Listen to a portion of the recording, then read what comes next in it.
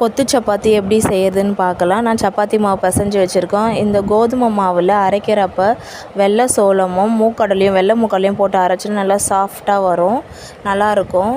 நீங்களும் ட்ரை பண்ணி பாருங்கள். அதுக்கப்புறமா அந்த சப்பாத்தி மாவை போட்டு பிசைஞ்சு திரட்டி எடுத்து வச்சுக்கணும். சப்பாத்தி ரெடி பண்ணி வச்சுட்டு அதுக்கப்புறம் தவாவில் எண்ணெய் ஊற்றி எண்ணெய் காஞ்ச உடனேயே கடுகு போட்டு கறிவேப்பிலை போட்டு 2 வெங்காயம் அரிஞ்சு வச்சுருக்கேன். வெங்காயம் கொட்டி அதுலேயே லைட்டாக உப்பு போட்டுக்கோங்க.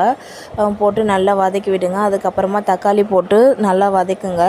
நல்லா வதக்கினதுக்கப்புறமா இஞ்சி பூண்டு பேஸ்ட்டு எடுத்து வச்சுருக்கேன். இஞ்சி பூண்டு பேஸ்ட்டை கொட்டி நல்லா அந்த பச்சை வாசனை போகிற வரைக்கும் வதக்கி விட்டுட்டு அதுக்கப்புறமா கரம் மசாலாவும் மஞ்சத்தூள் சேர்த்துக்கோங்க. அதை நல்லா கிளறி விட்டுட்டு முட்டையை உடச்சி விட்டு நல்லா கிளறி விட்டுக்கோங்க. அதுக்கப்புறமா பிச்சு வச்சுருக்க இந்த சப்பாத்தி எடுத்து போட்டு நல்லா கிளறி விட்டிங்கன்னா கொத்து சப்பாத்தி ரெடியாக ஆகிடும். இதுக்கு மேலே நம்ம குருமா ஊற்றி சாப்பிட்லாம், அப்படியும் சாப்பிட்லாம். டேஸ்ட் நல்லாயிருக்கும். ட்ரை பண்ணி பாருங்கள். தேங்க்யூ.